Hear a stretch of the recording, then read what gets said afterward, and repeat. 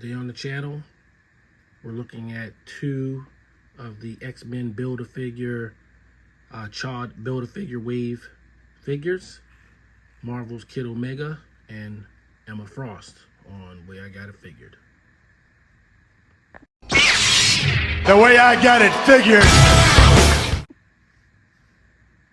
What's up, guys? Way I Got It Figured back with another Marvel Legends review. This time, part 2 of our unboxing series for the Marvel Legends X-Men Chod Build-A-Figure Wave. So, it is, in addition to the Avengers 60th anniversary, it's also the 60th anniversary year of the X-Men. So, you know, I do want to celebrate both of those teams. The Avengers are my favorite, but that's no slight against the X-Men. I do think that the X-Men are like super mainstream and everybody loves the X-Men just because it's the thing to do. But, you know, I have that's what I would call a deeper appreciation for the X-Men and the lore of Marvel Comics. But, again, it's the X-Men's 60th anniversary, and we're going to definitely give them some love on the channel as well. So we already unboxed Cyclops. We already reviewed Cyclops from this wave. Next we're on to Emma Frost and Quentin Quire, Kid Omega. So I've got both of the figures out, and you know, in front of their respective boxes. Both figures look cool, and we're gonna get into the whys and wherefores of them, starting with the packaging, and then, you know, then a figure, then the package, then a figure. So I'm gonna start with Kid Omega and his package, and then we'll move on to Emma. So just setting Kid Omega aside for a second while we look at his package. Here he is on the box glamour shot, of course being the plastic-free packaging. You got a nice little bit of artwork for Kid Omega. Your cross-sell with the Build-A-Figure piece. He comes with the body of Chod. Then on the back you got the glamour shot of how he comes in the package in a decent pose. And Kid Omega is a telepathic. I don't know if he's telekinetic. I guess he's a telekinetic too. You know, kind of an old mega level mutant, so he's very powerful. And you know, I'm not very familiar with the character because the books that he was in I didn't read. You know, he's in more or less all the books, but I don't have a deep knowledge of the character. What I do have is knowledge of Marvel Legends, and even that is somewhat taxed with this figure. So obviously from the appearance, he is Kid Omega. He looks just like, you know, the character should. And he's on a body I'm not 100% familiar with, because at first I thought he was on the Vulcan body, but he's not. And he's not on the Bucky Cat body because he has this different abdomen. And of course he does have butterfly joints. So I suspect it's some kind of Spider-Man body. Maybe it's the pizza Spider-Man. I'm not sure. I don't have the pizza Spider-Man, so I couldn't tell you, to be honest. But I believe it's a Spider-Man body. If you know in the comments, definitely point that out to me. But from an appearance standpoint, he looks cool. He's not a super muscular character. He's not a super thick guy. And this body seems to be well suited to the character. So just running over his articulation very quickly. He T-poses out to about there with a little bit of effort to get the arm in the full T-pose. Of course, bicep swivel. He is pinless, which is why I'm not sure if he's on the piece of Spider-Man body just with pinless arms. Of course, wrists.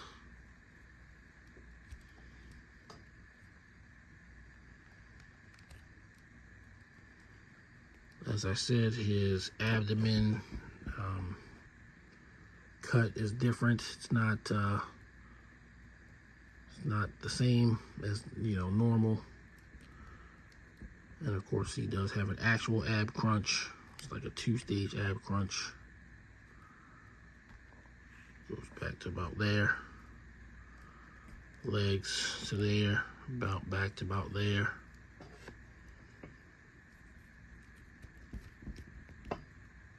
Knees to there. Head looks up pretty high. Looks down pretty low. Obviously, it rotates 360. And that about does it for him. All right, moving on to Emma Frost. My initial feeling about the figure when I took it out of the package was, wow, this is awesome. And I thought I was really going to enjoy it. But I can tell you right now that I don't enjoy it all that much. The reason being is because even though the figure does look great, and it does, it looks excellent. It's an excellent figure. I like the way the figure looks. The cape, which is of course based on our astonishing X-Men look and is completely appropriate for the character, it does not come off. It's glued on, and I don't know how you would attach it anyway, so I don't want to blame the figure for it. But the articulation is severely compromised by the cape. I've never watched any reviews on this figure. I don't know what other people think about it, what other reviewers would say about it. But it's almost like the pose that you get on the box is the pose that you're going to get with the figure. So we're going to go over our package, of course, just to sort of prove my point. I have her in a pose that's almost the same pose as how she is on the front of the box. On the side, of course, you got the cross cell. She comes with the right leg. So John Cassidy artwork from Astonishing X-Men, same series of Cyclops. She comes with an extra set of hands with the same hands, like a lot of the, you know, if you had, even if you were to lose one of these, you could use some Sue Storm hands and it would be, nobody would be able to tell the difference. And there's the leg she comes with, and then as you can see, the pose is still very similar to the one that you have there. And that's about all you can do, is give her a wide leg stance, look resolute with her arms on her waist or gesturing some kind of way, and turn her head to the side. And that's pretty much it. So, since it's not going to take very long, we're going to look at her up close. One thing I'll say is I like the portrait better in person than on the box. She looks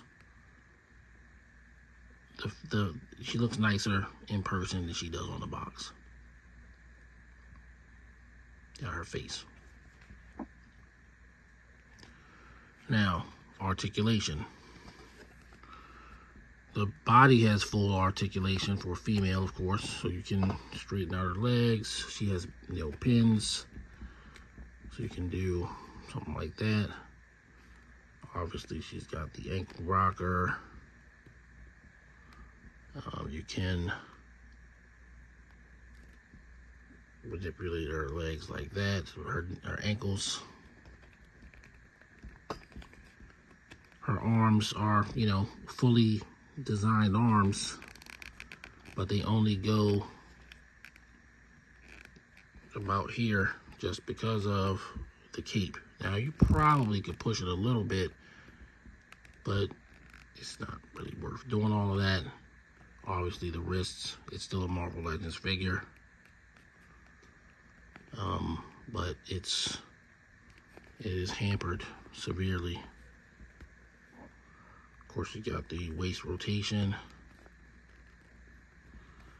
And she does look nice. I think her waist is like way too thin in reality, but it looks nice as an action figure. So even though I don't think it's very realistic, presentation wise, it doesn't look wrong unless you really kind of examine it.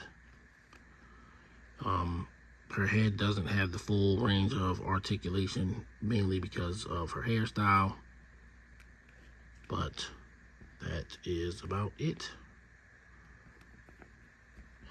Maybe they could make her again and not have the cape at all in diamond form, because I think that's what you would need to do make that work. But yeah, you can kind of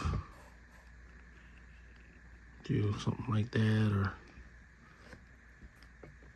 come hither type pose.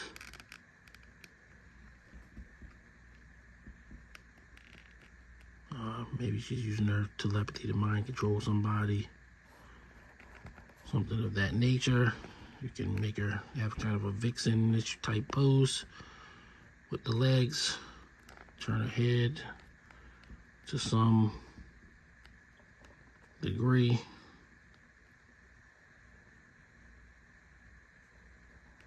And that's about it.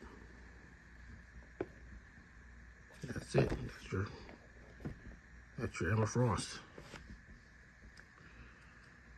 Back to Quentin for a minute. You can obviously switch out the hands. Give him his pink bishop gun. Yes, I'm calling it a pink bishop gun because I'm pretty sure it's a bishop gun. Pretty much close them out like on the box. And there you go. So not much to either of these figures. They do have additional hands, which is always cool. He does have the one accessory, but that's about it. Before I go to final thoughts, I will show you their Build-A-Figure parts. There's the chode left leg and the chawed torso.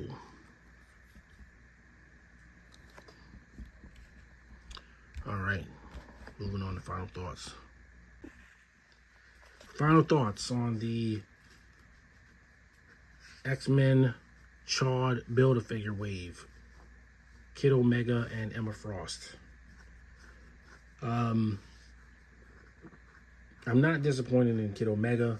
He's a pretty cool figure, even if there's not a whole lot to him. He's got an energy weapon made from his powers. That's cool. That's like a power effect. So I give him full marks for that. It's a power effect and a gun. Emma looks great, but as a figure, I mean, she's almost just a posable statue because you can't do much with her. She's going to be, I guess, just standing for display in an X-Men display. And that's not terrible. That's not the worst. But, I don't know. I kind of like my figures to have their full range.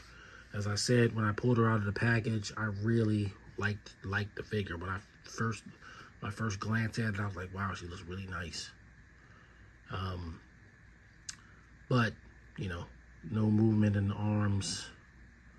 I'm not even really concerned about the head because I understand with the plastic hair, you know, it is what it is. So, where I got to figure rank, I'm going to give Kid Omega, I'm going to give him a 7. He's not a major character for me. He's not a character that I feel like I have to have. But he's not terrible. He does have extra hands. He does have the power effect, like I said.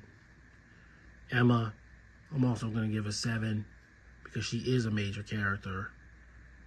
And, you know, she'd be an 8 if her articulation was better. So there you go. There's that. We're going to roll on. We're going to continue with the full wave review. And they'll probably come out kind of every other day with something else in between from another line, just so that I don't neglect other things while I'm doing this. So if you're new to the channel, please like, subscribe, leave a comment on the video. If you've been watching, you know, please, you know, continue to watch, but also, you know, leave some comments. Man, I love to respond to comments. I don't ever not respond to a comment. So if you leave a comment, rest assured it's going to get responded to. All right. I'm going to sign off here. Everybody stay safe. Everybody, you know,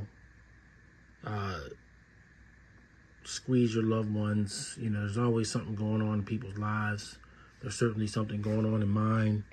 And maybe at the end of the week, maybe I will kind of go into it. But for now, everybody stay safe. And I'll see you guys on the next video. Peace.